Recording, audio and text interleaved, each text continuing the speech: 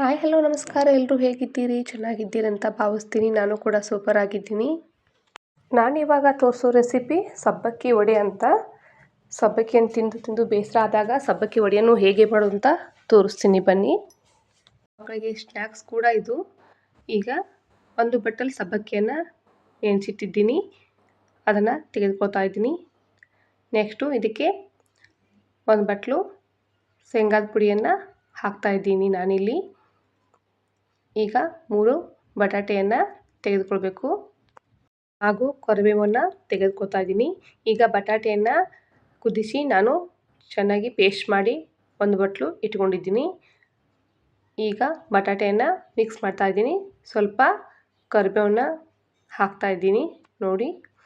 ನಂತರ ಇದಕ್ಕೆ ಸ್ವಲ್ಪ ಕೊತ್ತಂಬರಿ ಹಾಗೂ ಸ್ವಲ್ಪ ಜೀರಿಗೆಯನ್ನು ಹಾಕಿ ಹಾಗೂ ಹಸಿಮೆಣಸಿನಕಾಯಿಯನ್ನು ಹಾಕ್ತಾ ಇದ್ದೀನಿ ಇಲ್ಲಿ. ಈಗ ನೀವೆಲ್ಲ ನೋಡ್ಬೋದು, ಇದನ್ನು ಚೆನ್ನಾಗಿ ನಾದಬೇಕು. ಇದನ್ನು ನಾದಿದ ನಂತರ 5 ನಿಮಿಷ ಪಕ್ಕಕ್ಕಿಡಿ. ಆನಂತರ ಸ್ವಲ್ಪ 2 ಕೈಗಳಿಗೆ ಎಣ್ಣೆಯನ್ನು ಸವರ್ಕೊಂಡು ಈಗ ಸಬ್ಬಕ್ಕಿ ವಡೆಯನ್ನು ನಾನಿಲ್ಲಿ ಮಾಡ್ತಾಯಿದ್ದೀನಿ ನೋಡಿ ಫ್ರೆಂಡ್ಸ್. ಈ ತರಹ ಚಿಕ್ಕ ಚಿಕ್ಕದಾಗಿ ಸಬ್ಬಕ್ಕಿ ವಡೆಯನ್ನು ಮಾಡ್ಕೊಳ್ಳಿ ನೀವು ಕೂಡ. ತುಂಬಾ ರುಚಿಯಾಗಿ ಬರುತ್ತೆ ಇದು.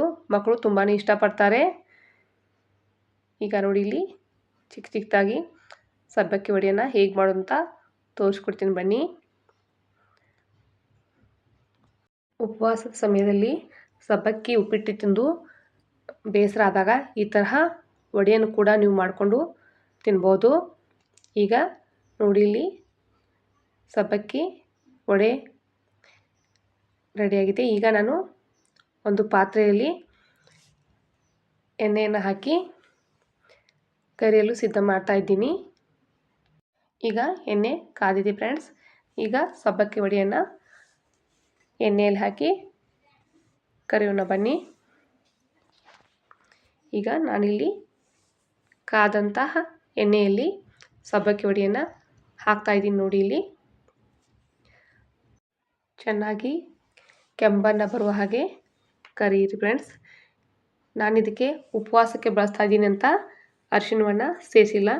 ನೀವು ಇಲ್ಲಪ್ಪ ನಾವು ಉಪವಾಸಕ್ಕೆ ಬಳಸ್ತಾ ಇಲ್ಲ ಈ ಸಬ್ಬಕ್ಕಿ ವಡೆಯನ್ನು ಅಂತೇನಾದರೂ ಅಂದರೆ ನೀವು ಅರಿಶಿಣವನ್ನು ಸೇರಿಸ್ಬೋದು.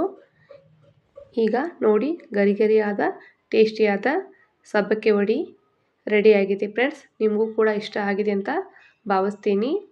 ಇಷ್ಟ ಆಗಿದರೆ ಕಮೆಂಟ್ ಮಾಡಿ. Thank you for watching.